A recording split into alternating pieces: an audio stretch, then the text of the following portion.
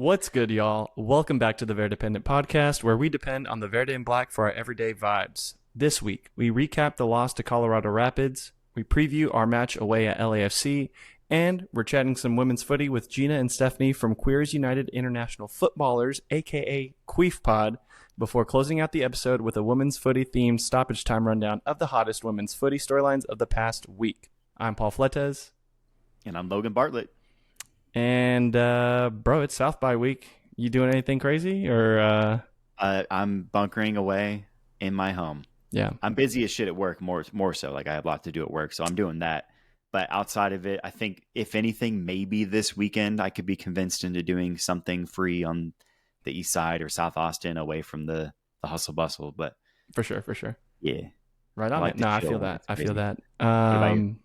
Yeah, I think for me, man, it's just trying to be out there in the sun, enjoy some of this beautiful weather that we're having in Austin, Texas, Sure. man. I already got Yep. burnt. Yeah. We're recording Tuesday, but yesterday on Monday, I got to kick it with some friends, and it was just like I didn't even think to put sunscreen on, man. It was just No. like, poof. Yeah. Now I'm a lobster. But anyway, Yep. I can tell. let's get into some preheated takes, yeah. Oh, let's do it. Word. I'll I let can you go kick ahead us and kick off. it off. Yeah, I can kick us off for sure. My preheated take All right. is we will turn the season around. It's going poorly for now. Sure. We'll talk about that more. Yeah. I think there's enough time that we will turn this around. That's The fair. ship is not crashing. That's a very umbrella generic take. Is there any way we can get maybe just a level deeper?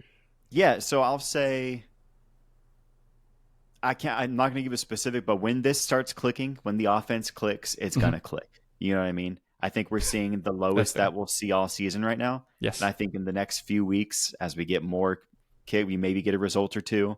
Right. And we'll go on a streak and just be like, oh shit, this is working. Yeah.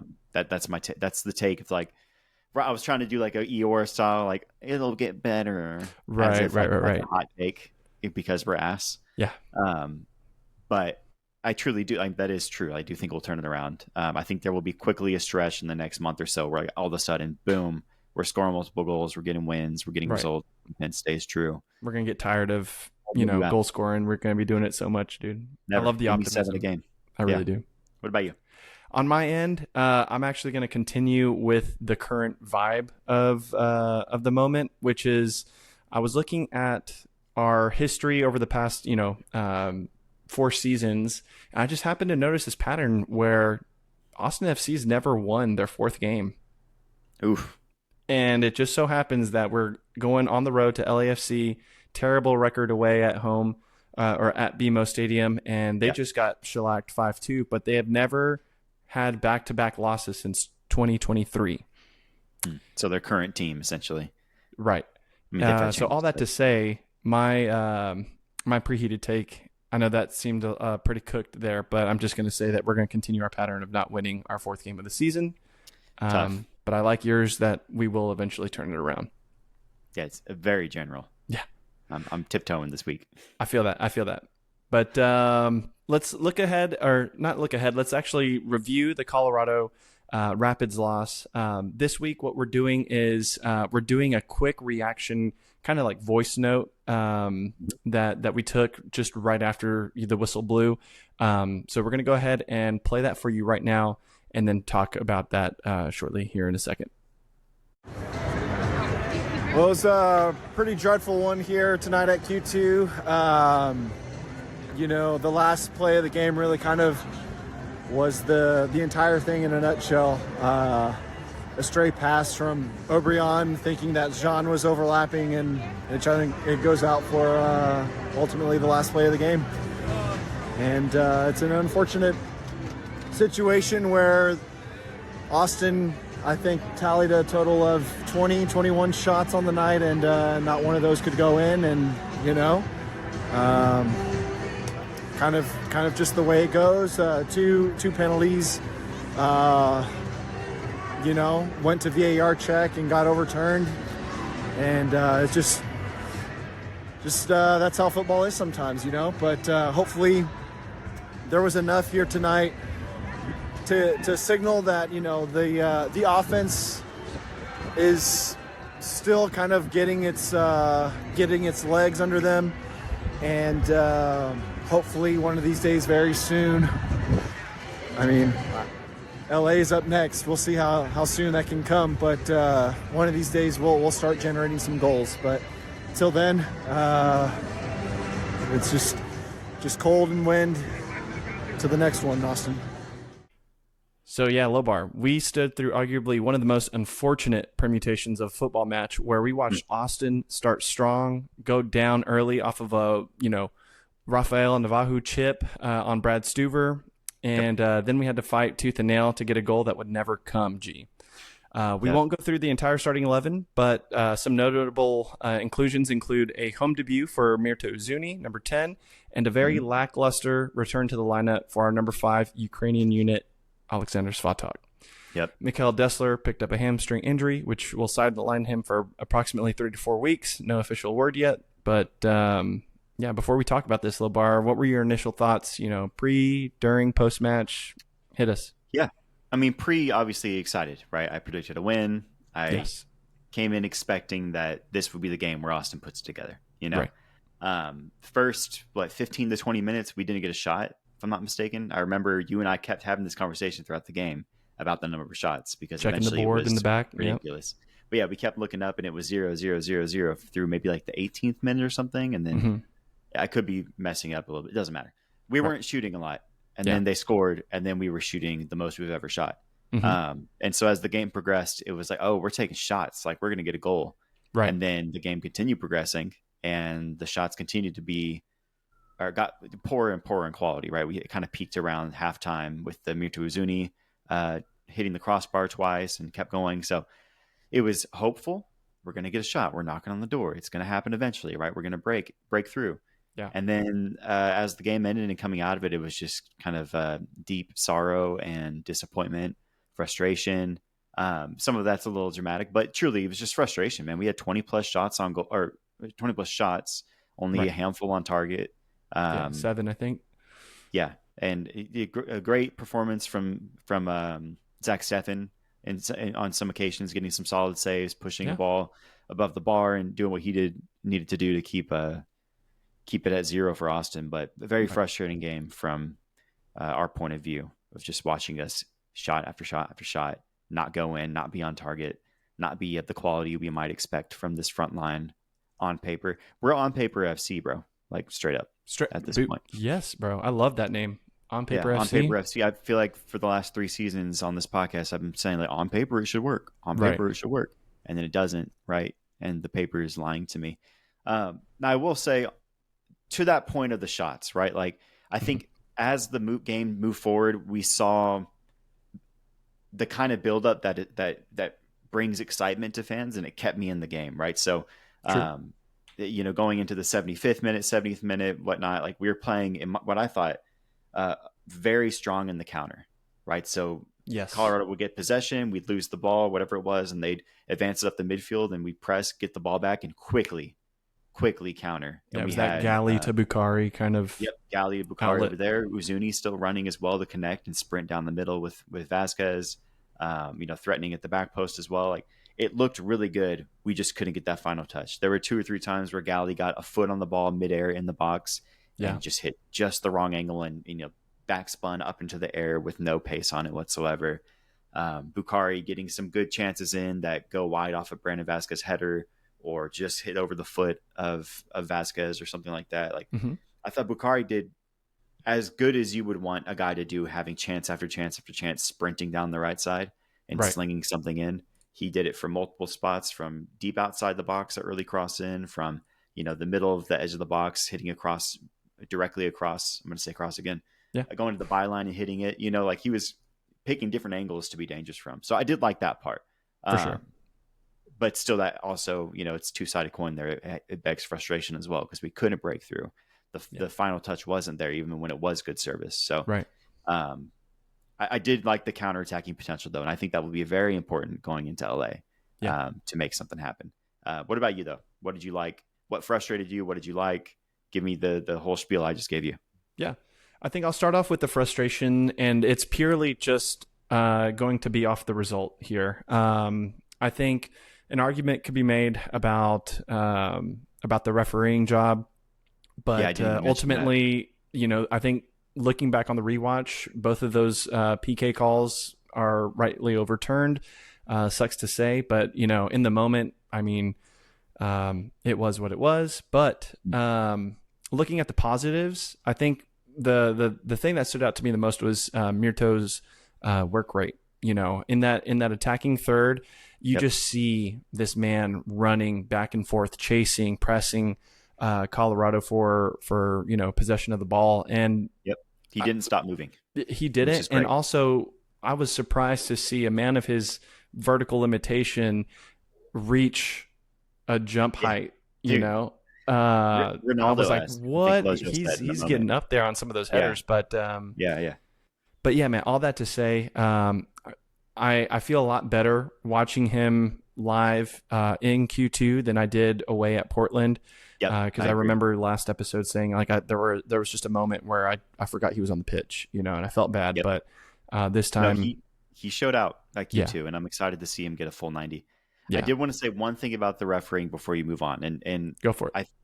I agree with you for the most part. Like the second one, regardless of the VAR overturning both PKs, I will say the league needs to do better when it comes to the leash that VAR has in review.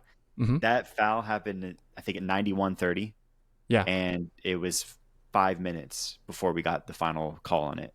And it's like, okay, if you call it a penalty on the field, it can't take 5 minutes for you to review it, review it, then call the ref over, have him review it for 2 more minutes, and then say, oops, I was wrong.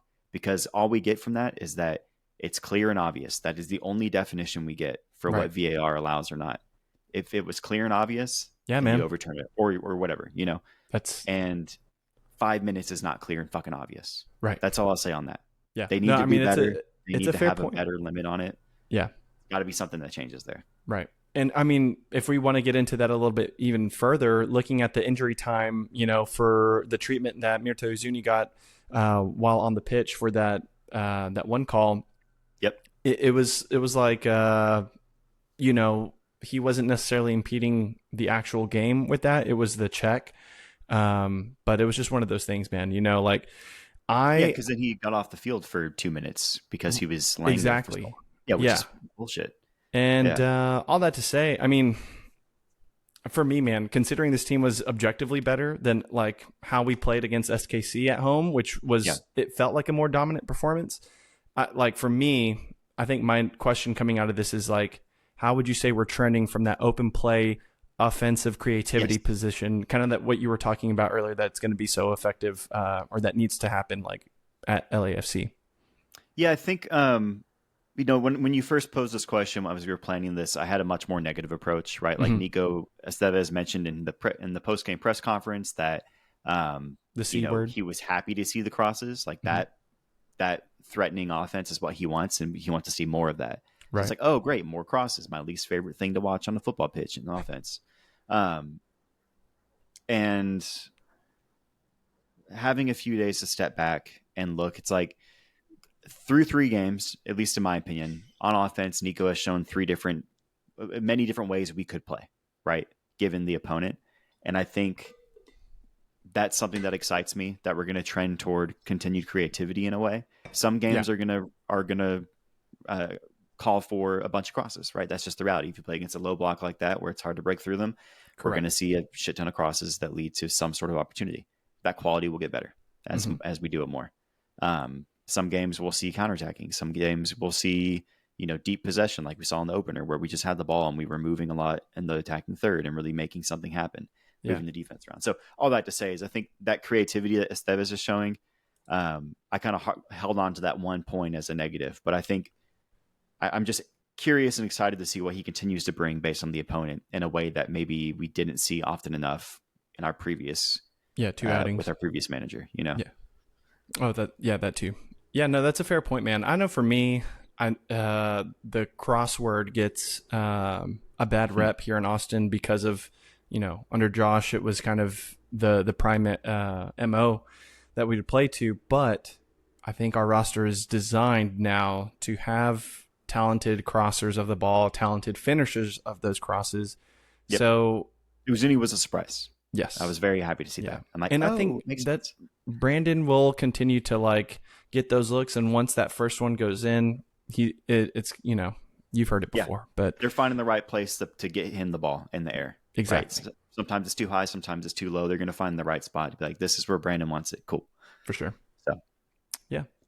Well, I mean, that's said and done. Let's go ahead and look into some halftime where we're going to preview the LAFC match. So looking ahead to match day 4, we have Austin going out to the West Coast to BMO Stadium to face LAFC in an early Saturday afternoon kickoff at 2:45 p.m. These fools got the chancla up in Seattle, losing 5-2 to the early Western Conference favorites Seattle Sounders. Lobar, tell the people what LAFC has been up to in the offseason regarding their roster and how they look in early 2025. Yeah, I mean, their roster, like many teams in MLS, their offseason saw a lot of change, right? Yeah. Obviously, Elias Sanchez leaves, comes to Austin. Right. Bogusz leaves, becomes DP in SKC. Carlos Vela's kind of like post coming back party ends early. He leaves. Mm-hmm. And to confirm, Bogusz left to yes, Liga MX, right? I think. Yes. Yeah. Sorry. Yeah. Yes, Bogusz. I was mixing up with what's his face from Galaxy. Jovic. Yeah. Yes. Yeah. Bogusz left to Liga MX. Thank you. Mm-hmm. Vela leaves. Oliveira leaves. Maria leaves. Kekamara leaves. Like a lot of names that have been around this league a lot, and specifically on LAFC a long time have left. They brought in good replacements, though. They brought in Abobasi. They brought in Delgado from Champions Galaxy, Tafari from Dallas, Yoboa from Columbus, who has a great couple seasons in the last couple of years. So they brought in good quality replacements and guys that are MLS vets who can almost plug and play in this system. Who'd have thought? Right? It's crazy how that works. Yeah.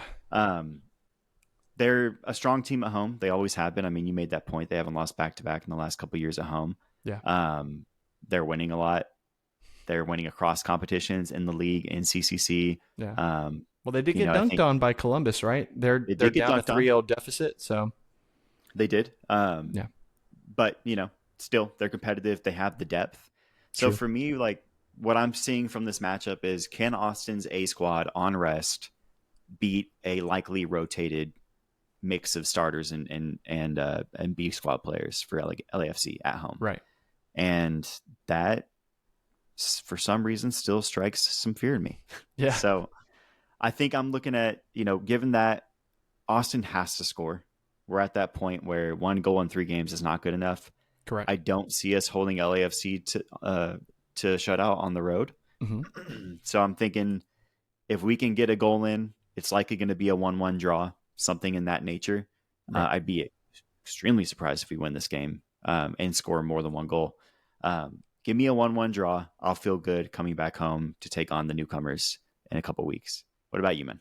Yeah, I think I'm going to piggyback that 1-1 draw sentiment. I mean, I feel like at a maximum, that is the most realistic thing that I see. I hate to say that by match week 4, all my optimism's gone, but a lot of my optimism is gone from the preseason. Well, for match week 4, it is at least based on your take. Right. But once we get back into it, I mean, brother, after 3 games, this is arguably the worst start to a season that we've had. Yeah. And I think the North End boys were talking about that. Like, statistically on paper, it is the worst start we've had. Yeah. So I'm with you there. If we can come back with a point in hand, call me a happy camper for sure. But just a friendly reminder to the listeners that Los Verdes are having a watch party, and that'll be over at the Austin Beer Works Sprinkle Valley location. They'll be starting things off at 1:30 p.m., even though the kickoff begins at 2:45, previously mentioned. And they're doing something really cool. It's going to be a fundraiser for Queertopia bus, like their bus repair. And so what they do with outreach to underserved, marginalized communities here in Austin is, they use that bus for travel back and forth wherever their programming takes them. And the AC is out. And so they're teaming up with Los Verdes to raise funds for the repair for this. And so go check out that watch party, donate to a good cause. If you can, rock your Pride gear. Good listener of the pod and friend Jesse Sosa designed a fun koozie that's going to be on sale. And ABW, I think, is donating a certain allotment of proceeds that'll go to that as well. So if you buy a beer, you're donating in practice, but also donate. Exactly. So yeah, we're going to go ahead and take a quick break before we join up with Stefanie and Gina from Queers United International Footballers, aka QUIF Pod, to chat women's footy and preview the NWSL 2025 season that kicks off this coming weekend. Hang tight. We'll be right back. Perfect.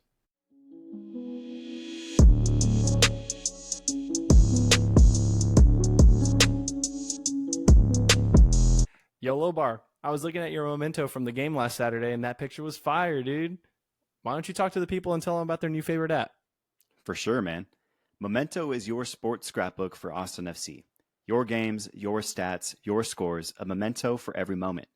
Every memento is yours to personalize. Add your photos from Q2, tag the homies, and relive your unique experience. Every memento is packed with stats, so watch as your sports history grows as you add a memento for each game. From Austin FC to NWSL and NCAA to the Premier League, NFL, and NBA. Track your fan experience from the palm of your hand. Help the pod out by downloading Memento today. Follow the link in our description or on our socials to start tracking your mementos. Thanks.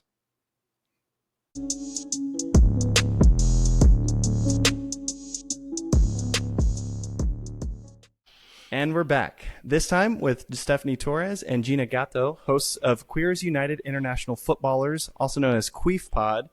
Welcome to the Verdependent, y'all. Yay. Thank you for having us. Yeah. Anything to get you guys to say queef. Yeah. We love it. Yeah. Yeah. Who doesn't? Yeah. Who doesn't? Right.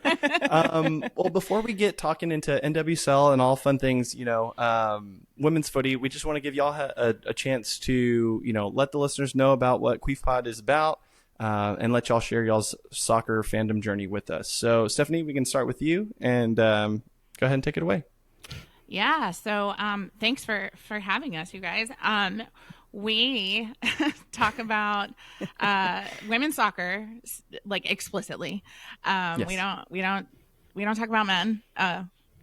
We don't talk about men's sports, but and occasionally they slip in, but whatever. Right. But yeah, it's all kind of filtered through queer lens. We're both lesbians, so we definitely highlight am I allowed to swear on this podcast? Yes, okay. for sure. Yeah. Okay. Yeah. We cover the Yeah. good shit. Fuck it. Like, Let's go. Yeah.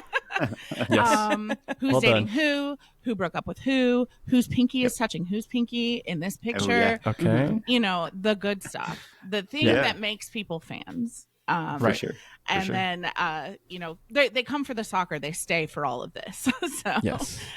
so yeah, we deal with some of that kind of behind the scenes stuff. We do talk about on field as well, but yeah, I mean, it's all filtered through our funny, hilarious queer lens. I love it. I love it. How did you become a fan of the sport? Going from there. So I grew up playing soccer. I am originally from Northern California. Oh God, don't hurt don't me. make that God, mistake. I know. Yeah. I'm from San Jose initially, just the first half of my childhood, and then we moved to right here in Round Rock, Austin. Nice. Right on. But yeah, we were out there and started playing soccer. I was a Fireball Tiger because we were 8 and No way. Badass, we man, couldn't dude. decide. Fireballs, Tigers. So our coach was like, "We're doing both. Everybody, shut up." Right. So yeah, so I started playing soccer when I was really young, and that's kind of what got us into it. But also, this is my forever humble brag that my uncle coached Mia Hamm when she was growing up. What? And so, yeah. So my cousin That's awesome. played on her team. And so it's in our blood, That's awesome. we've always kind of followed soccer, followed women's soccer, men's soccer and everything. And then, it just kind of took off from there when we got to Texas. That was right around the time that MLS was starting up, and we were instantly pissed because of course San Jose got a team and Yep, we I was just gonna left. say. Yeah. Yep. So we were Clash fans. We were San Jose Clash fans. Right But my first game was actually back when Dallas played in Dallas, and they were the Burn. The Burn. Yep. At the Cotton Bowl. against Colorado Rapids. I was a big Marcelo Balboa fan. So there you go, the them. ponytail. Yeah, Who wasn't? Yeah, Jason beautiful Price. hair. So they were, Yes. yeah. So, and we've followed MLS ever since. We've been big women's soccer fans too, since the 99ers, since before even. But yeah, and that kind of brought us to Austin FC. Thank God we have our own team now. I know. Yeah. Amen. Yeah. I don't have to root for San Jose anymore. Yeah. Especially when we play them, those are some crazy games. Truly, I know. Gina, what about you? How did your soccer fandom start? Yeah, I started playing when I was like 3 or 4 years old. Number 7 on the run, just kind of like Nice. plowing down everyone on the field. I loved the sport pretty much instantly and like never looked back. Like I tried gymnastics and they wanted me to stand on the low bar and like jump to the high one. I was like, I'm not doing that. Back to the soccer field. Yeah, totally. Right. Yeah. So I grew up playing, and then I mostly grew up in Wisconsin. So that was where I spent most of my like my rec days, and then playing club soccer. And like the aspiration of my life was to play varsity soccer at the local high school. You know, I Tell was them like, about your nemesis. this is it. Yeah. Oh yeah. I also played against U.S. Women's National Team star Leslie Osborne growing up. She was a year crazy. younger than us, and she was like so whiny, you know, would like go down in the box and get the PK, and my ankle, and then she'd get up and take the, you know, she'd take Learn the it too PK. early. She was Right. Yeah, exactly. Yeah. So like, we grew up clashing against her on our rival club, and then we went to the same college, but I was not playing soccer at Santa Clara University, which was the number 1 women's team in the country at the time. They're pretty good. Yeah. Right on. Yeah. So, but I also, when I was when I learned that there was a U.S. women's national team, I mean, the 94 World Cup really like opened my eyes. And then the the men's World Cup, and then the 99 women's World Cup, I would make like these insane scrapbooks, like 5-inch binders, like cutting newspaper articles All about the Sports soccer. Illustrated and all that good stuff. Totally. Yeah. Totally. Yes, I had it like all saved. And yeah, from the time I found out there was a women's national team, I was just totally obsessed. My mom signed us up because we were living in Milwaukee. My mom signed us up to be volunteers down at Soldier Field in Chicago in the 99 World Cup. And we got all this like completely oversized Adidas swag because I was like 16 years old. Yeah. We went down there and got to we were like on the field that Italy played a match, which was like cool for me. I was gonna say, being Italian. Yeah. Yep. I didn't have my face painted for that one, but usually I would have. But and then the US played Nigeria. So we got to be there for those games. Yeah. And that was really, it was just amazing to see that all like from the grassroots level, like grow and then grow up with it. for sure. So That's yeah. awesome. And then just to see all of the different women's leagues come and go, Yes. you know, start and fail, and Yeah. how much those initial women like really like made this happen, you know, like Truly, it yeah. was a fucking struggle. Yeah. Yes. And it's not over. Yeah. It's not over at all. It's not over. But also for Stefanie and I to come into this at this point, at this time when the NWSL is thriving and you're seeing these leagues all over the world starting to thrive. And I mean, even, you know, and like the WNBA and women's hockey and all of this stuff. It's just like, I love it. I mean, there's so much wrong in this world right now. Yeah. So much. But like at the same time, you have beautiful things like women's sports actually being like recognized and growing. Yeah. And valuable finally, you know, like it's always been, but you know, the money's finally starting to the to recognition, really... right? Yes, Exactly. seeing that Exactly. it's like an investment and not a charity when you have Yes. people like Michelle Yeah. Kang who like are speaking in those terms, and Mr. Queen. Serena Williams and Like not and all of only those do we people. need women like me and Gina starting this podcast, but we need men like y'all talking about women's sports. So we love that, you know? Yeah. Yeah. Because men like to listen to other men. So Right. that's what I've heard. But Yeah. Sometimes you're right. Yeah. Well, no, I mean, for me, I was just so excited when I found out that y'all were starting this podcast because it was like, Lobar will tell you, it's like we try every so often to touch on NWSL and like women's soccer, especially like when Rise was started here, and was it 2022? I think it was, but yeah, it's just like, we need people telling the stories, men, women, whoever, under the circus. And it was just like, I love that for you guys. So yes, glad y'all are here sharing these stories. What's hot? What's cooking? Yeah. And what's gay? What's gay and what's what's gay? the happenings? There What's you good? go. What's gay? That's Women's right. Soccer. That's right. Yeah. Well, let's talk a little bit NWSL then, shall we? Let's do it. Let's do it. So the season kicks off this Friday, March 14th, when reigning champs Orlando Pride hosts Chicago Stars, RIP Red. And last Friday, we saw Washington Spirit fulfill their revenge in the PKs to lift the Challenge Cup on Orlando Pride soil to raise the curtain on #NWSL After Dark action in 2025.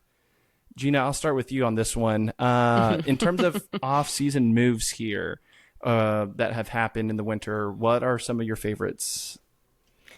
I feel like this was a wild offseason in terms of there's a lot of conversation or like, should we be concerned about the people who are leaving the league? Right.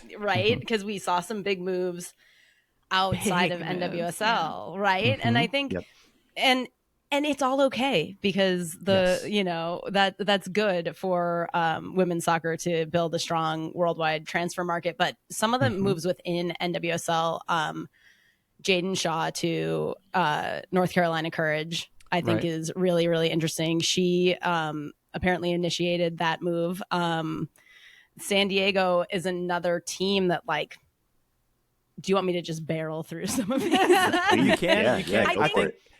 Yeah.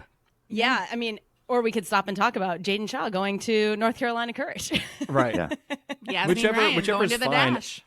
I was going to say, ooh, gosh, the Dash. Yeah. Yeah, like Yasmin Ryan going to Dash with her girlfriend. This is the stuff we love And their to see. hot ass you know? uniforms. Right. They're so good. Yeah. You like the Houston uniforms? I love it. I think the it's space so cool. purple? Yeah. What do you think of it? So good.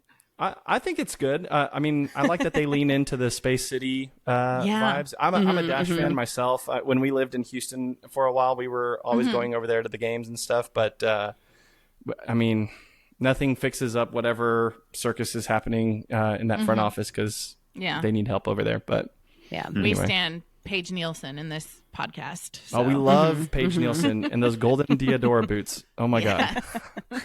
Yes. Yes. Yeah. And apparently Dash is looking for new ownership on the women's side, whether it's like a controlling owner or something else. So Yeah. They're for sale. Let's get someone in there who Austin. I was really hoping bring them here. Truly. Please. I was really hoping that Tim Howard would do something, but turns out he's just another guy, just absolutely not doing, just fuck all.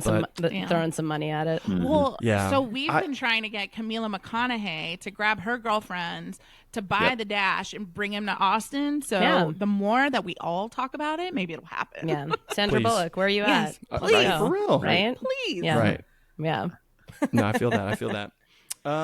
So as far as I know, for me, the off season was an interesting thing because this was the first time under that new CBA that was signed last year or whatever. It was no draft and just all these different free agency moves. But looking a little bit more into, I guess now just regular season. Stefanie, I'll toss this one your way. What are some things that trends that y'all are seeing in the league that might happen or, that you feel like maybe people aren't going to expect, but it's going to happen. Like, we'll start with that. So I do think that Dash is positioning themselves to go further in the league than they have been so far. And I'm excited for that for them.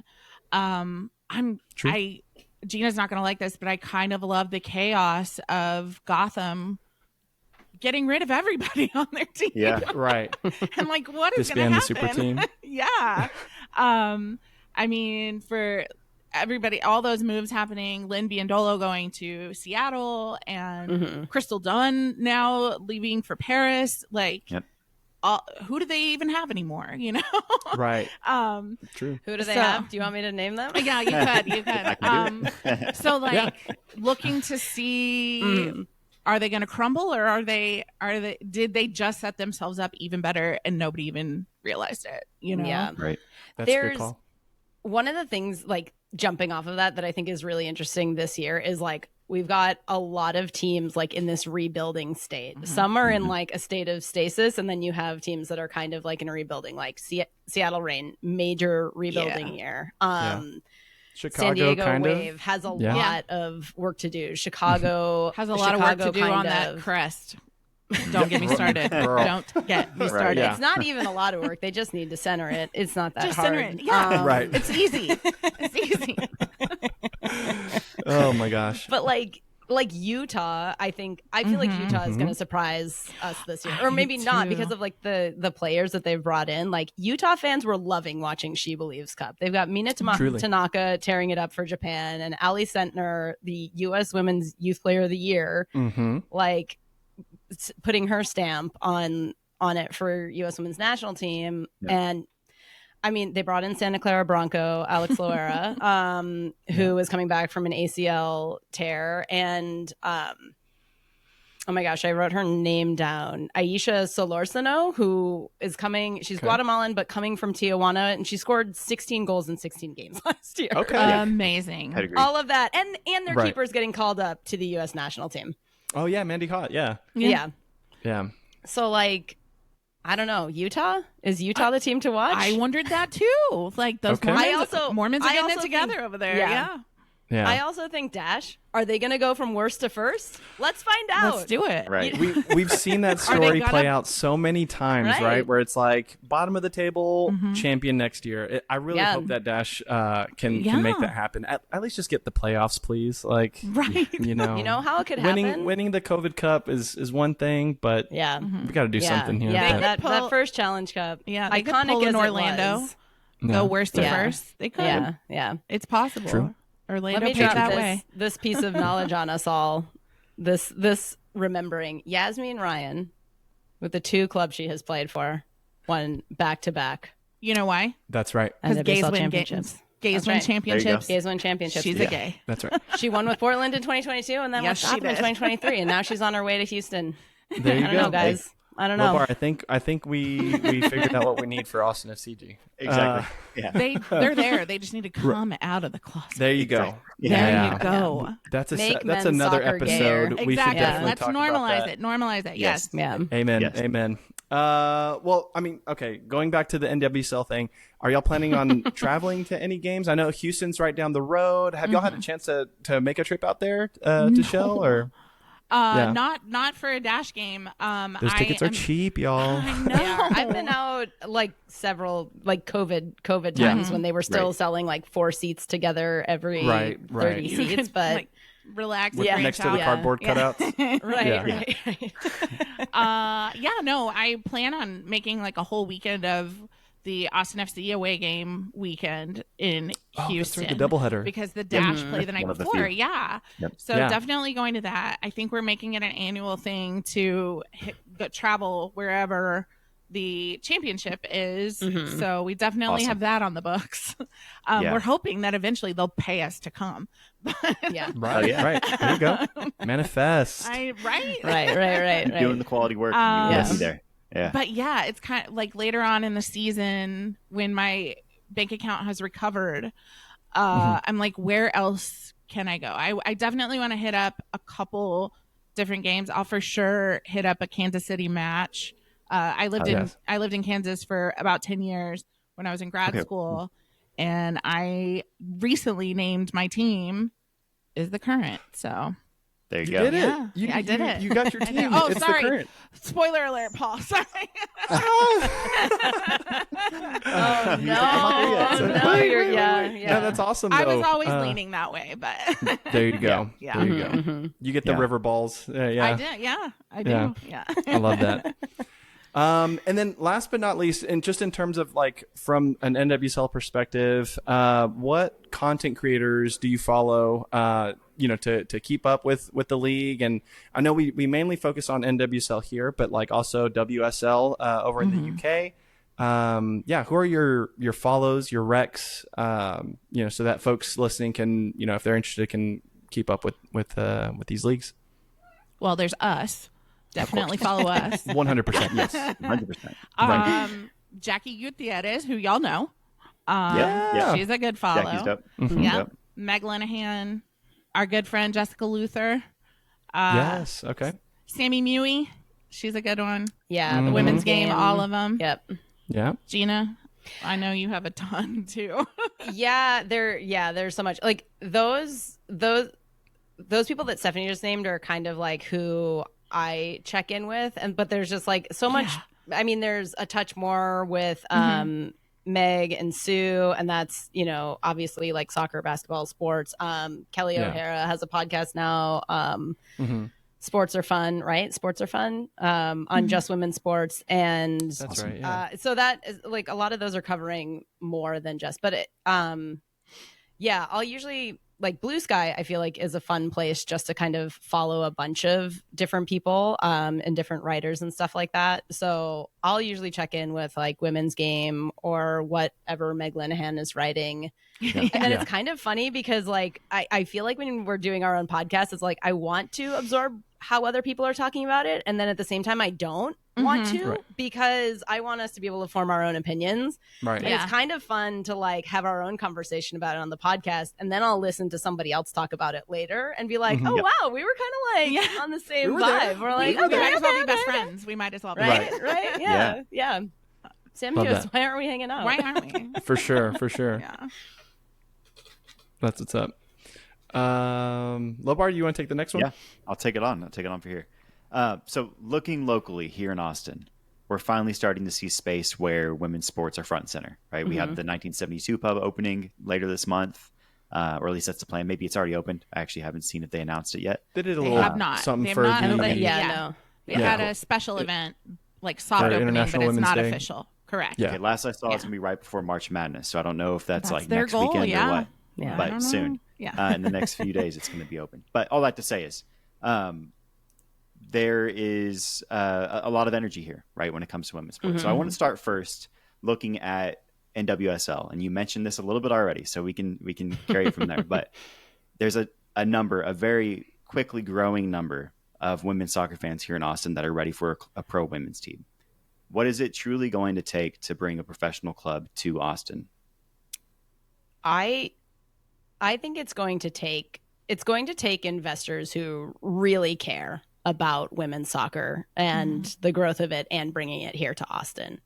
I think the one thing that's really apparent, like it can't just be like, oh, Austin FC's ownership is kind of like, maybe we'll add a women's team. You don't want that scenario to go down. And I have heard it talked about a little bit. They're like, I don't know, probably not right now, and like, if that's the attitude, it's like, and nothing against that, if them or whatever, and if they change their minds, like fucking great. But like, you got to be in it to like build we it. need devoted.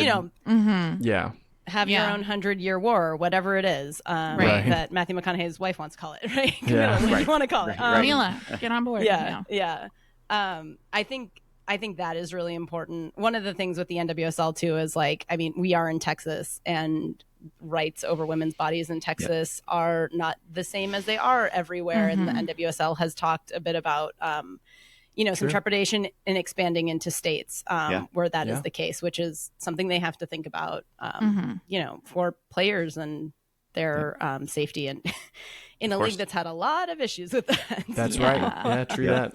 Not that specifically, but it's just not without controversy, right? Yeah, I hear correct. you. Yeah. So but I still don't think any of those things mean that it can't happen, right? But it just needs to be like the right people who really want to bring it here. And hopefully they're listening to this podcast right now, thinking like, I'm gonna do it. I think the best, like one of the biggest things on our side for that potentially happening is the momentum with the WNBA team potentially coming to Austin. I don't know if y'all read anything about this. With Fran Harris and Kevin Durant and a whole host of other people investing in a bid to make Austin the next WNBA city. And I think when we see that we can have women's professional sports here, that just, can open the floodgates. And so I think that more of that energy could come in. So I hope it happens for selfish reasons, but also I think it could just further the argument for having an NWSL team here as well. I agree 100%. Yeah, that's been a thought on my mind too. Of like, one, just a side note, the moment that team gets announced, which I hope it does, and they come to Austin, I'm a season ticket holder day one. Same. Yeah, I've been waiting. Yeah. I'm born and raised in Austin. I'm a homer. Yep. The moment we get another professional team in Austin, as they continue to come in, I'm going to be a season ticket holder to every single one of them. Yeah. To that point, right? Austin Rice, right? They came to town just a couple of years ago. I'm a season ticket holder there myself. I know Paul is too. Yep. This is a quick little side note. Do you follow the club closely? And then two, do you think there's a path, or how do you think they're carving that path themselves as the one, the highest ranked semi-professional club in Austin to a professional team, a professional women's soccer team?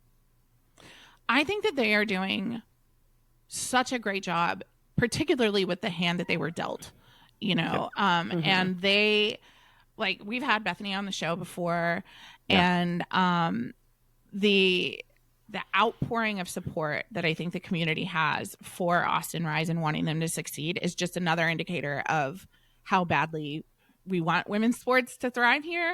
And that market. Yeah, exactly. It's here. It's ready for us. And I think their drive as individuals and as a team to keep moving up the ranks is what will make them succeed even more. We have been to games in the previous season and look forward to more games. Always want ladies to do well, Yep. Yes. Yeah. Yeah. Yeah, I'm a season ticket holder as well, and I think it's amazing that they, like, from the start they're already thinking about what the pathway is. They are. Bethany was on our podcast.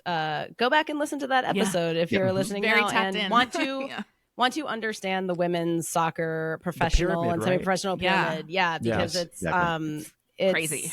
It's a lot to understand. Yeah.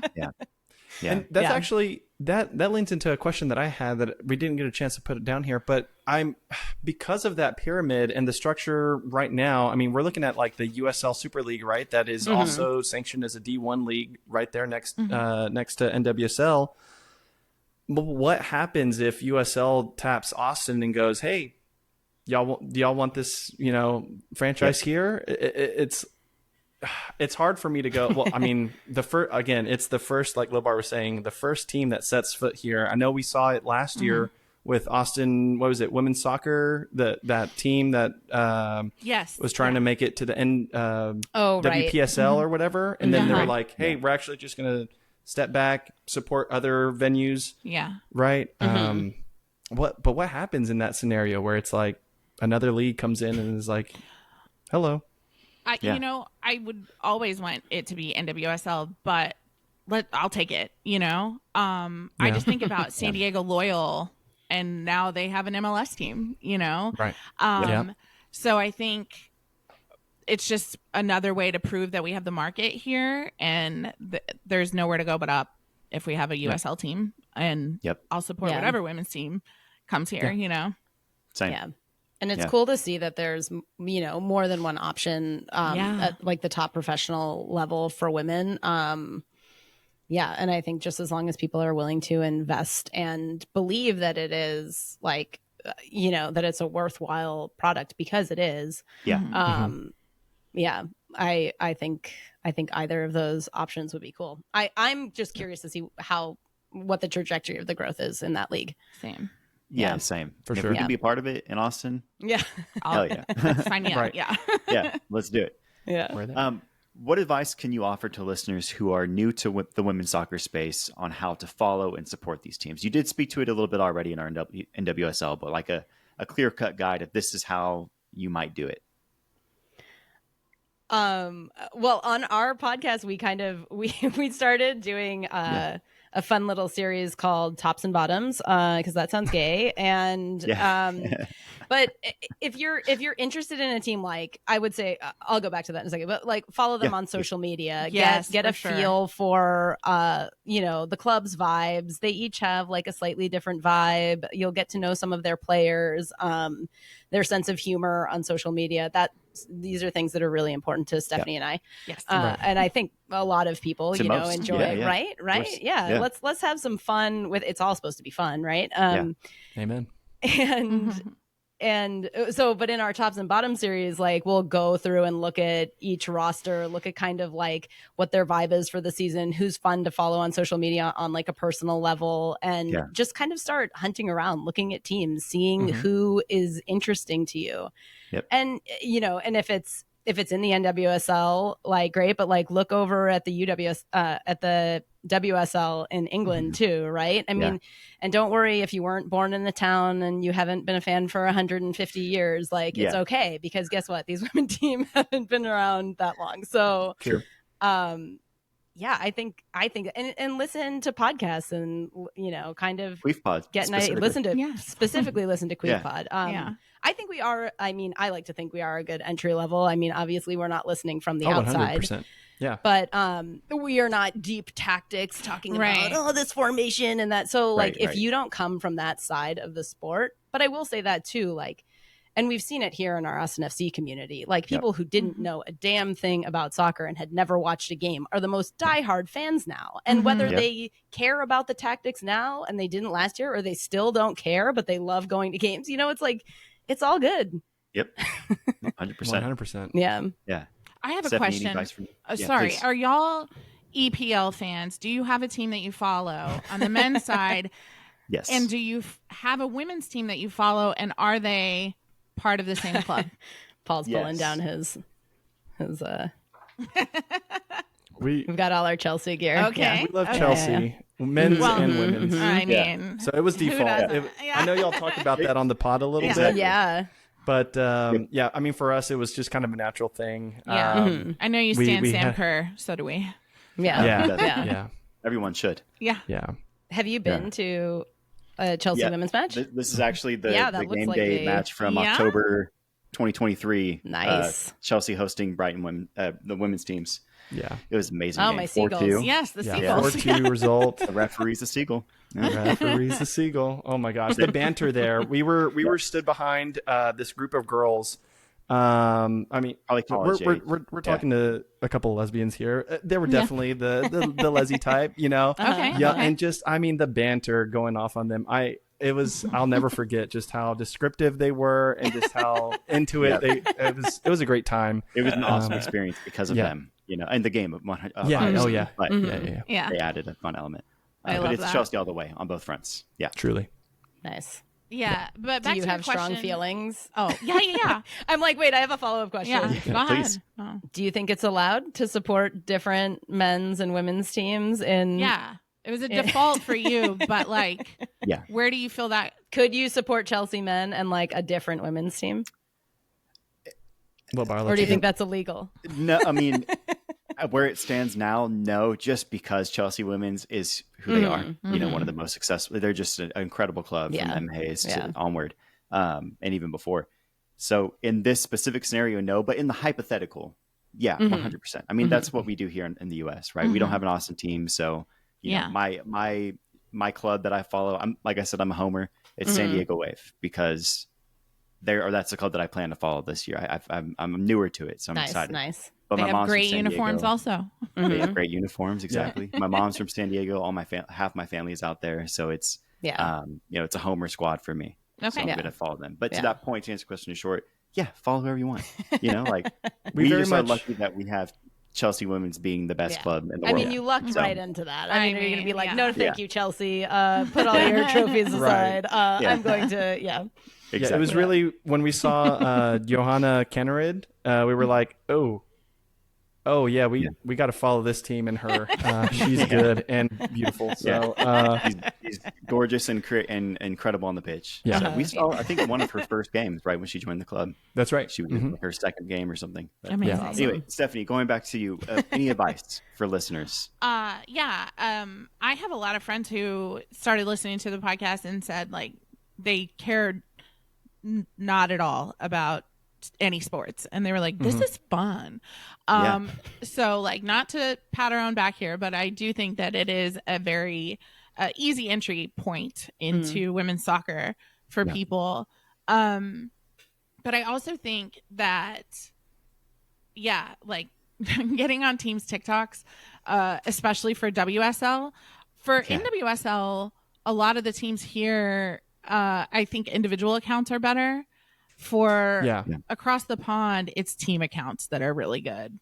And the team content is always really good across the pond, I've noticed. But but individual, it kind of sucks. Right, not so much. But I think that those are easy entry access points into learning about the sport, learning more about the teams. As Gina said, that we do tops and bottoms, and we kind of cover who to follow, who's good, who's not, who's gay, who's not, right. And I think a lot of things. Well, I think what is making men's soccer and MLS in America more and more popular is those like special interest stories, and I think that women's soccer does that beautifully, and they always have. And so I think if you don't know, you just haven't been looking hard enough, So I think that's kind of an easy way to get into it. And like That's women's great. soccer has already had its own reality show. The off-season premiered last year. It was following, Can we get a season 2? I know. Season 2. I'm like notorious for like not sitting down with my wife whenever she binges like the really bad reality TV. But as soon as we saw that the off season was coming on, I was like, I'm gonna be right there, ready to watch that. And sure enough, it was worth it. It was so good. Bravo awesome. needs to pick it up. I mean, Honestly, come on, come on, Andy Cohen. That'd be awesome. I know. Yeah. For real. I mean, wasn't it crazy though, watching Paige over and over talk about like LA is my home. I don't know what I would do if I would ever leave, blah blah blah. Meanwhile, we're like screaming at the TV like she's already traded. It was oh my god. Like the Maria Sanchez deal. That was for me. Maria, she's so happy she's buying a house. The house, bro. Crazy. I'm like, crazy. What happened? Yeah. Tell us, please. I know. Yeah. I know. So, And then like Lola Bonta talking about she doesn't have an agent or whatever, and she just she raw dogged the negotiations or whatever. I was like, girl, you could be banking right now. Yeah. But, right. And Michelle Lozzi, who did you go home with from the club? Yeah. Right. I almost asked her when we saw her in Kansas City.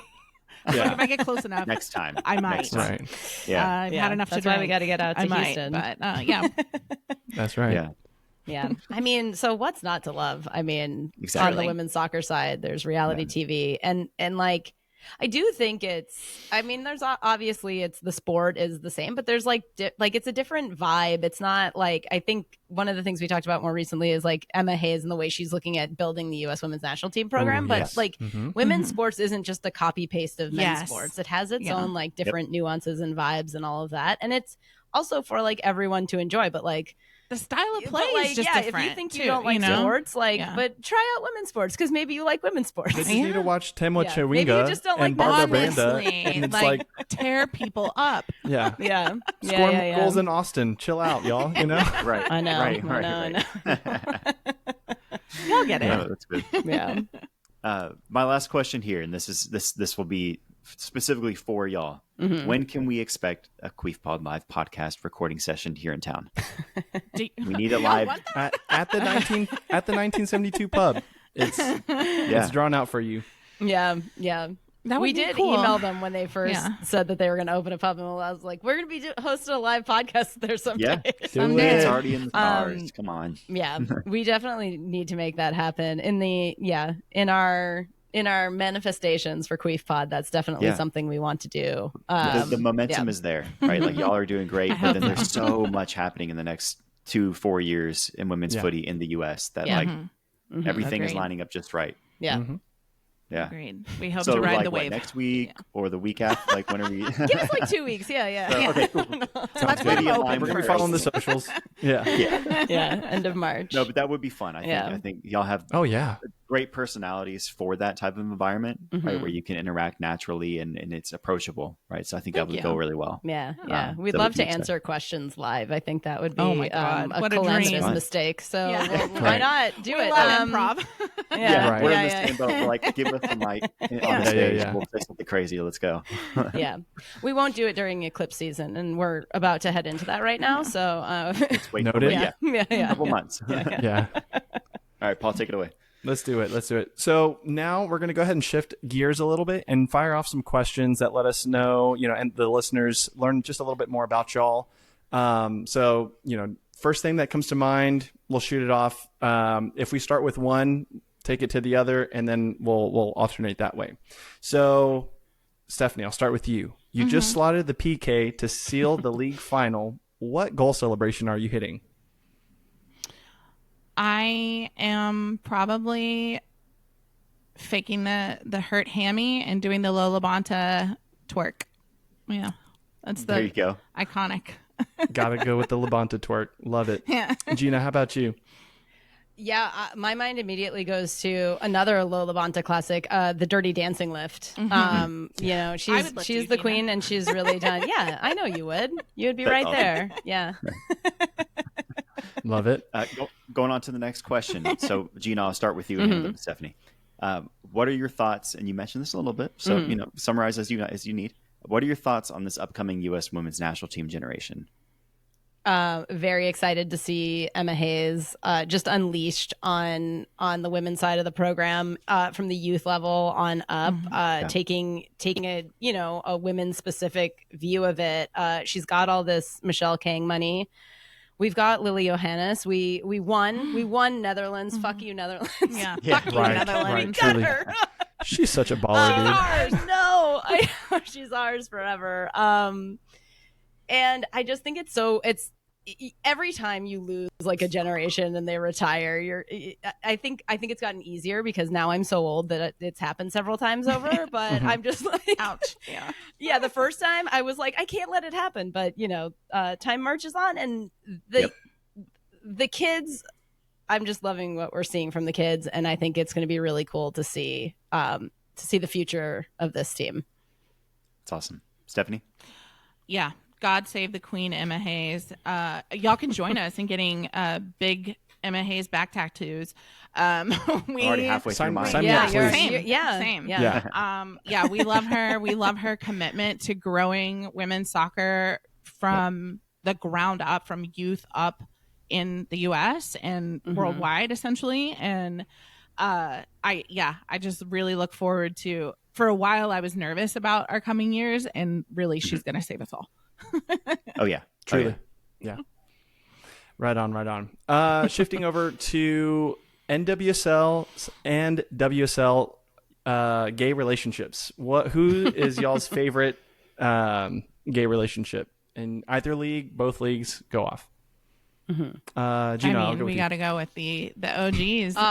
Christy Sam Kerr Ramirez and Sam and Kerr Christy are Ramirez. classic. Yeah. Yeah. That's OGs. obviously. They're a Yeah, that's classic. They're about to have a baby. I Right. mean, does it get better than that? As we said earlier, Yasmin Ryan, and Delaney Sheehan at Sheehan, at Dash. Zara King Minima, and Beth Mead. I mean, yeah, there's Jess Fishlock. Yeah. There's a growing list. Oh, There's- yeah. Yeah. Oh, they've been there. Yeah. yeah, Yeah. that's awesome. Love it. Arsenal has a starting 11 of gays. Truly, I they mean, do. They could have Yeah. a starting 11 of gays. Mhm. So, Yeah. I mean, there's a couple. I think Yeah. we've come to the conclusion that the WSL might be slightly more gay than Yep. Oh, wow. and They're NWSL. for sure So, more out there. Yeah. Right. I mean, Mhm. there is a chance that these women are straight here in WSL, whatever. But, Yeah. but yeah, they do have a lot of gays in WSL. Right. Love it. Stephanie, hot takes here. Which league has better kits? NWSL, Okay. hands down. Yeah. Now does NWSL also have the best kit across all teams? Yes, I think so. Okay, cool. Yeah, I agree. I'm on board with that. And I think like the league being with Nike, like they do get to have fun with it. Yeah. True. Yeah. A lot of third kits That's a bit for of- that's a- WSL are good, but Yeah. Yes. Mhm. Yeah. yeah. I think but it's always tied. Like, I mean, those clubs are tied together with the men's side. So Exactly. I would like, True. I Yeah. would True. like to see more like variation. I would like to Yeah. see That like separation almost. Yeah, like the Yeah, women, same. the women get Same. a different kit. Like that one time that Arsenal had the Stella McCartney collab. You know, Mhm. like Yeah. I would love to see more of that because it's fun. Absolutely. Yeah. Yeah. It is. Yeah. Yeah. Mhm. Do y'all have It is. this is not on here, but do y'all have like a favorite kit? You know, like women's footy kit that y'all have? Stephanie. Yeah, I mean, like so Nigeria, their team kits, their national team kits are always spectacular. Yes, Always. Yep. They are like well, no, I'm not going to compare it to men's sports, so never mind. But so As you they have should. a good, they have a good kit. The most recent kits that came out for NWSL this year, I love LA's. It's my favorite. It's so Okay. beautiful. It looks like wallpaper, and I love it. Yeah. It does. That's awesome. Yeah. Let's see. And then last but not least, what can listeners expect from QUIF Pod in 2025? Y'all talked about some of these manifestations. We want to help with that. But tell the listeners what they can expect. It's just gonna get gayer and more chaotic. Let's go. Love it. Gayer, chaotic, more drama. We hope to do some more interviews, manifest some of these, start talking to some players, start talking to podcasters from other clubs, or like supporters groups, and find out, you know, like what the vibes are on the ground and stuff like that. Yeah. What are your hopes and dreams, Stephanie? Let's declare it here. I think that we, we're going to finish out tops and bottoms for WSL, and I think we can keep going to other leagues as well. I don't know as much about Liga Femenine as I would like to. There are several other leagues out there that I would like to learn more about. So, and we're getting a lot of good players from these leagues into NWSL. So why not learn more about that? But yeah, talking to more supporter groups. I think doing more maybe short live interviews for Instagram, with, going to games and stuff. Yeah. So, Catching them. yeah. Get 5 minutes on the Instagram live. Yeah. Make some clips out of it. Love it. Yeah. Content. We're brave. It's awesome. Yeah. She needs That's to awesome. be. Yeah. Love it. I love it. Well, let's go ahead and end with some stoppage time. Yeah, these are always our favorite Yes. little headlines over the past couple weeks or so. But we're going to kick it off with Austin FC celebrating the legacy of Susan Post in honor of Women's History Month. Gina, I'll start off with you. What's your take there? This Susan Post is the woman who owns Bookwoman. Bookwoman, right? Yeah. Right. Yeah. I'm like, Longtime owner. I'm getting her right. Yeah. Yes. I love that they are highlighting her for Women's History Month. I learned more about her from the article that they did, and I just think it's rad. I hope they keep. I haven't seen if there have been other highlights. I haven't seen a follow up either, but yeah, I I hope they there's do more more. to come. Yep. yeah. There's time. room. Huh. Yeah, Do it. Yep. Stephanie, how about you? Yeah, I love that they highlighted her. She's amazing. I love Bookwoman. And anything, with the feminist lens to it that is in support of women like that. So hopefully she gets to do the heartbeat. I don't think she. yeah, Yeah, Oh, that'd be cool. yeah. that'd be That would rad. be very cool for That'd be awesome. for Austin. Looking at NWSL, Washington Spirit got revenge on current champions Orlando Pride when they won the NWSL Challenge Cup clash last Friday. Stephanie, thoughts on this? It was a surprise to me. We did not think it was going to go that way. We thought that Orlando was going to take it again, and weren't sure that Trinity would get in the game. We thought she would just ref, but Right. she got to do it all. So, but yeah, I was surprised, but Yeah. we're always rooting for chaos, unless it's one of our course. teams playing. Mhm. True. Of course. Gina? Yeah, there were a lot less goals than I wanted to see. Yeah, in real time. Yeah, we wanted chaos and a lot of goals.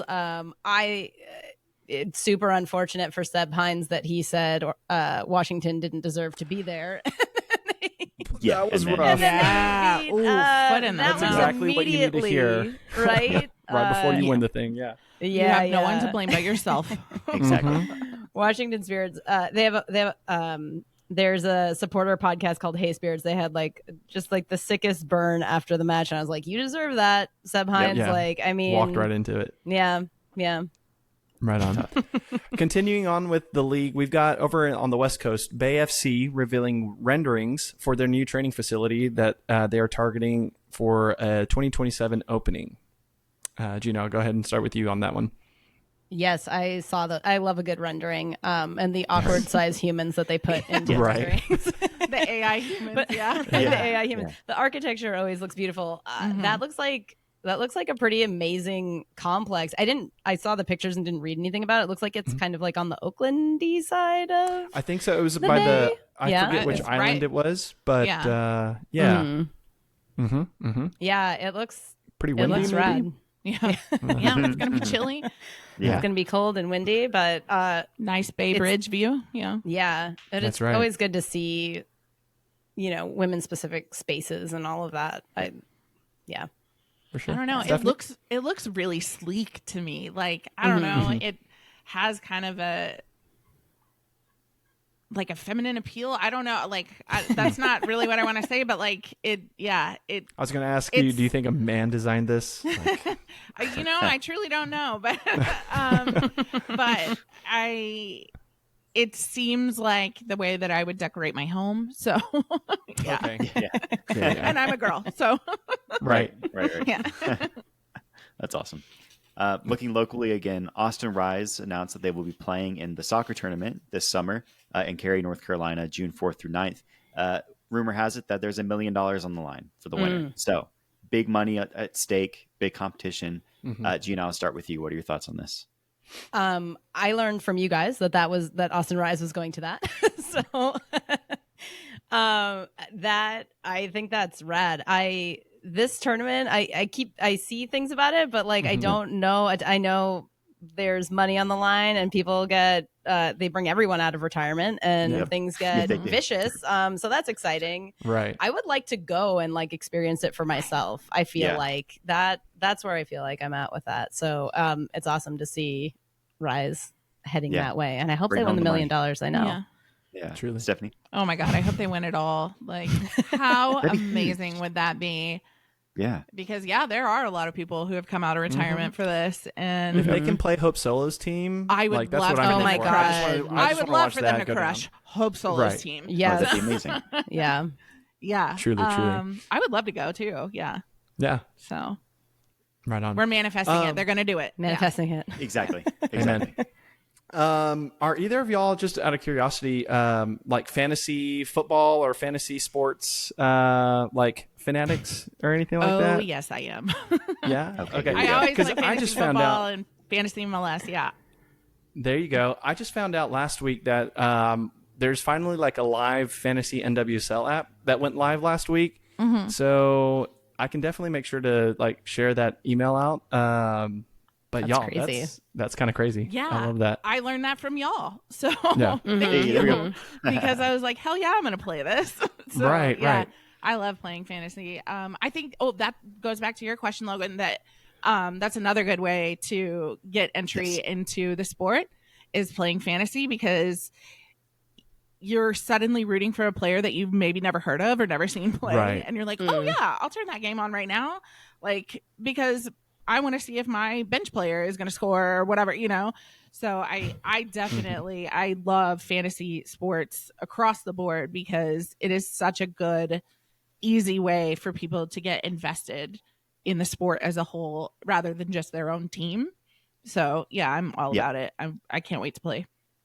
That's awesome. Yeah, it's exciting. Let us keep us updated on your progress. Yeah, are y'all going to play?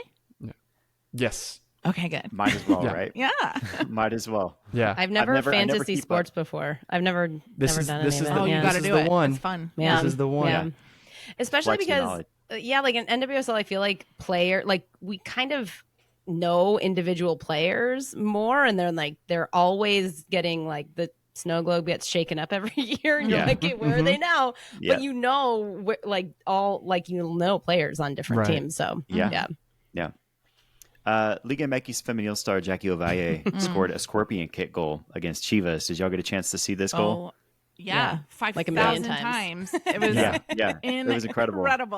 Award-winning right there. Goal of the year candidate Puskas. already. Yep, for sure. I saw this little like snippet of an interview with her after the match, and they were like asking her like, did you know what was happening? And she was like kind of like, I don't know, it just like happened. Yeah. And she was calling it am I gonna butcher this in Spanish, el camarón chin, the little shrimp or something. Shrimp, Right. yeah. Not her That's dad. what she was That's awesome. calling it. That's what she called it. And I was like, that is the fucking movement. adorable. That's so not cute. a full scorpion. Yeah, Yeah. because it was kind of, I was like, oh, Yeah. a little shrimp. Yeah. That's incredible. Yeah.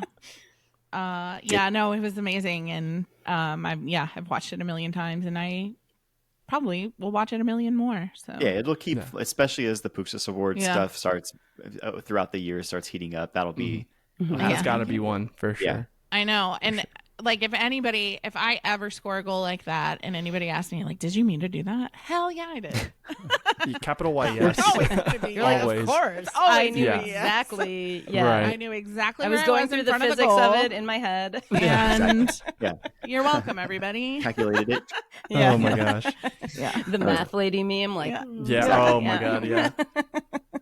Well, looking on a stoppage point from last week, actually, we have FIFA officially postponing the Women's Club World Cup, and that's going to start over in 2028. And they've also unveiled plans for the Women's Champions Cup, which will kick off in 2026. Stefanie, I'll go ahead and start with you on this one.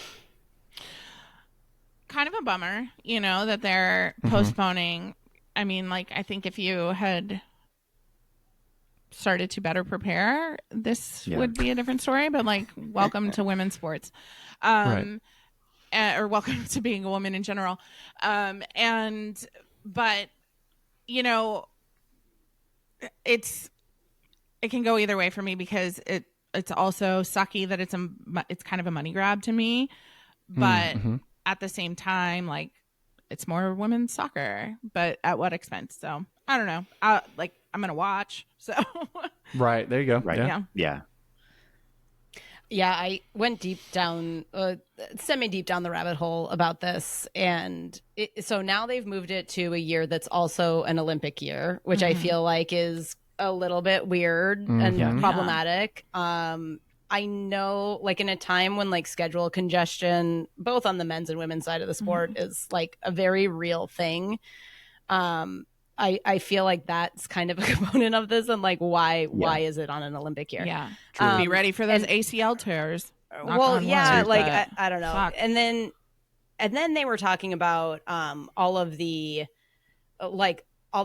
specifics of it, like having standards that the clubs need to meet in order to be able to qualify, like standards like of pay and like, which that's like a good thing, but like their training facilities and all of these things. But like, when you look around the world, like the women's game is all over at different places. So like they were almost kind of saying like, in one way, like I would like to see this roll out like in the best way that it can. And I kind of feel like maybe that Champions Cup is like a little bit better, because like to do a true Club World Cup, like, is it going to be an even playing field?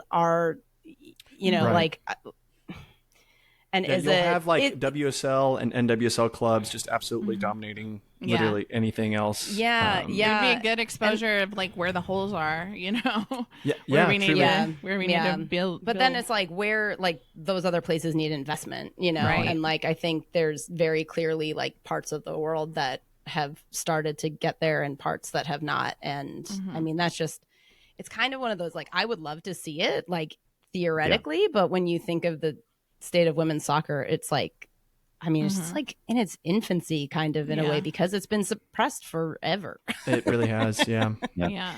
But So, I would love to I see don't like know. a Violette taking down a an Arsenal or something, you know, Yeah. like Arsenal. Yeah, not Chelsea, just Arsenal. Yeah, right. Yeah. Good We'll one. let them take it would Oh never my God, happen because Violette. there's too many gays on Arsenal. But yeah, Fair. gays win championships. There's enough gays at Chelsea too. Like, you know. Yeah, come on. Enough. Come on. Enough. Sure. There's enough. Yeah. Yeah. Well, speaking of Chelsea, we're going to close stoppage time out with a Chelsea women's update. We always end it with Chelsea.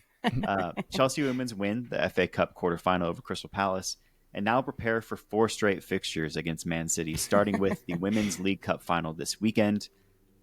What do you expect out of this? Is it 4 straight wins? Do we sweep them? No. Man City has a lot of say gays. I'm sorry. I love that metric. That metric is That's- so, that's it's so it. easy That to is- No, follow. I'm sorry. Yeah. There's too many Sound gays. They can't logic. be overpowered 4 times in a row. Yeah. Always. They almost, if they had drawn them in the FA Cup semifinal, it would have been 5 games in a row. I know. Right? I Like, know. Yeah. Crazy. for comedy purposes, that that would have been kind of funny, but yeah. Yeah, why not? 4 in a row. I don't know. I don't know if they can take down. They, Bunny Shaw's going to score a lot of goals. Yeah. She probably. will. Unfortunately, sorry guys. But It's okay. I think Chelsea will have the upper hand. Oh, for sure. Yeah. Over the 4 games. Yeah. I think so too. I saw a It's little gonna be little intense. tweet that was like exactly this time last year, Chelsea had beat Crystal Palace in the FA Cup. I think it was the quarterfinal also. And then the following weekend, they played Man City and lost 1-0. And it's like, Not it's this set time. up to do Yeah. the exact same thing now. I'm kind of hoping that doesn't happen this year, but we'll see how it goes. Yeah. Anyway. Yeah. Maybe they flip the script like Washington Spirit and Orlando Pride. you know? Exactly. Will Naomi Girma be back? I don't know the Healthy extent by of like then? her injury. Yeah, Yeah, I have Maybe no by the idea, end. honestly, but hopefully because it's that is also a big factor. Yeah. truly. Game 4 is on March 27th, so we have 16 days, 4 games. Okay. It's going to be Yeah, tough it's either way. wild. So That's Yeah. Yeah. Well, we're going to go ahead and close it out, y'all. And as always, we appreciate y'all kicking it with us on this week's episode of the Verdependent Podcast. I'm Paul Fletes. Catch me on Twitter at PaulAndrewFC. Yep, and I'm Logan Bartlett. Catch me on it at Lobar VHLM. Gina, Stefanie, let the listeners know where they can find you and your content. Yeah, you can find us at QUIF Pod on Instagram and Blue Sky. That's QUIFPOD. It's pronounced Queef. Love it. Yeah, and personally, we're on there as well, but Yeah. you can find us through the QUIF Pod handle. Yeah. Yeah. Right on, right on. Well, Yeah. thank you all again so much for joining us to chat women's footy, and get ready for the NWSL kicking off this weekend. Available, I believe, Fridays are Amazon Prime nights, and then Saturdays Yes. like the ESPN, and then Sundays I forget the Tubi or whatever. Ion. There was Ion, Ion. I mean, thank is you. it the same? Yeah. Get as- out your decoder yeah. ring. Yeah. Yeah. Yeah. If they switched up which night is which thing, I'm going to be really Oh, messed up. I'm Right. cooked. Fucked. Yeah. Yeah. Yeah, 100%. And as always, keep the chatter going online by going and following the Verdependent on socials. That is an episode, y'all. Peace.